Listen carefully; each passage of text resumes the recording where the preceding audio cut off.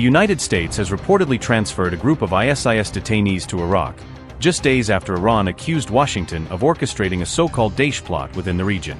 This transfer took place in the aftermath of a fragile 4-day ceasefire reached between the Syrian government and the Kurdish-led Syrian Democratic Forces, or SDF. According to a statement from the U.S. Army, the detainees were moved from Hasaka detention facilities in northeast Syria to a highly secure and undisclosed location inside Iraq. Reports by Reuters suggest that this move could mark the beginning of a much larger American operation that might eventually relocate nearly 7,000 ISIS detainees out of Syria altogether. The decision to transfer the prisoners followed an unexpectedly rapid collapse of Kurdish-led SDF defenses in key areas of northeast Syria over recent weeks. It's important to remember that the Kurdish Syrian Democratic Forces were a central U.S. ally and played a crucial role in the long battle against ISIS across the Middle East. Now, growing instability has raised serious concerns about the future of prisons and detention camps that were previously under SDF control and supervision. In fact, earlier this week, around 1,500 ISIS detainees reportedly escaped from the Shadadi prison complex, an area formerly controlled by the SDF group. Syrian forces later claimed to have recaptured dozens of these ISIS detainees who had broken out of prison during the chaos on January 19. U.S. Admiral Brad Cooper said, quote, "We are closely coordinating with regional partners, including the Iraqi government. And we sincerely appreciate their role in ensuring the enduring defeat of ISIS," unquote. The U.S. Central Command confirmed that Admiral Cooper recently held a direct conversation with Syrian President Ahmed al-Shara regarding regional security matters. Officials added that President al-Shara was personally briefed on the detainee transfer by the head of U.S. forces operating across the Middle East.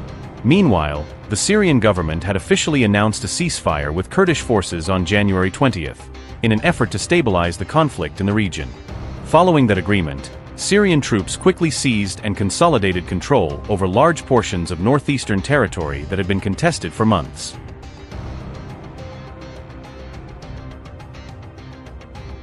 Around the same time, Iranian state media reported claims that ISIS-like terrorist elements had infiltrated ongoing protests across the country, according to the outlet RT. Iranian officials stated that these so-called terrorists were using violent tactics that bore a striking resemblance to the brutality once displayed by ISIS fighters. One senior Iranian official further alleged that these militants had received orders from foreign actors to open fire on both protesters and police forces. The same official also accused these terrorist cell members of committing gruesome acts, including beheading law enforcement officers during the unrest. They went on to claim that extremists had set people on fire and even executed wounded individuals who were unable to flee the violence. Iran's foreign minister took the matter to the international stage, writing a detailed letter to the United Nations Secretary-General to condemn these ISIS-like acts within Iran. In the letter, Foreign Minister Abbas Araghchi outlined evidence of brutal assaults, including beheadings and targeted attacks on both police and civilians. These allegations surfaced as Tehran accused agents backed by the United States and Israel of deliberately instigating turmoil and disorder within the country. Notably, on the night of January 13th to 14th, armed Iraqi Kurdish militia groups allegedly attempted to cross the border and enter Iranian territory.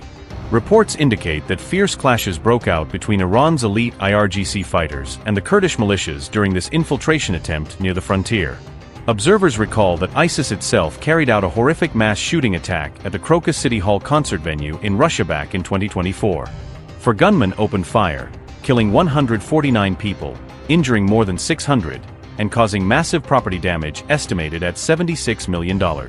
The Russian investigation has revealed the identities of 19 individuals, including perpetrators, accomplices, and arms suppliers, who have all been confirmed as active members of the ISIS network. Officials stated that the investigation further concluded the attack was orchestrated to serve Ukraine's interests, suggesting a complex web of international involvement behind the assault.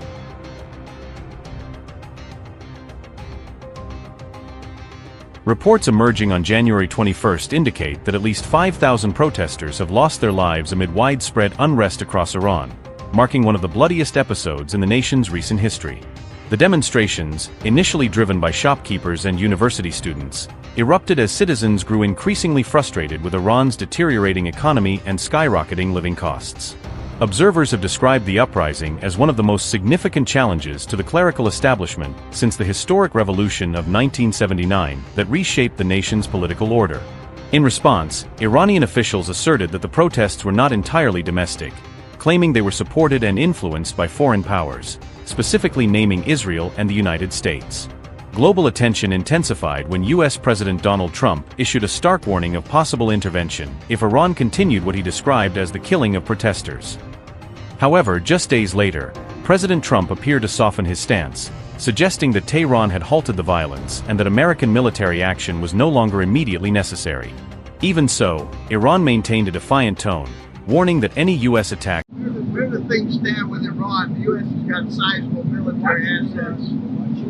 You know, we have a lot of ships going that direction, just in case. We have a big flotilla going in that direction, and we'll see what happens. Big force. We have a big force going toward Iran. I'd rather not see anything happen, but we're watching them very closely. I saw 837 hangings on Thursday. They would have been dead. Every one of them would have been hung. This is like from 1,000 years ago. This is an ancient culture. Very smart people, by the way, but it's an ancient culture. 837, mostly young men, were going to be hung on Thursday. And I said, if you hang those people, you're going to be hit harder than you've ever been hit. It'll make what we did to your Iran nuclear look like peanuts. And an hour before this horrible thing was going to take place, they canceled it. And they actually said they canceled it. They didn't postpone it. They canceled it. So that was a good sign. But we have an armada. We have a massive fleet heading in that direction. And maybe we won't have to use it. We'll see. You said you'd like the supreme leader to step down or to go into exile. Right now, I don't want to get into that. But they know what we're looking for. You said today that they want There's a lot of killing going on. You said today they want to talk and we'll talk. You do? So if you set something up and they ask you, Yeah, I would.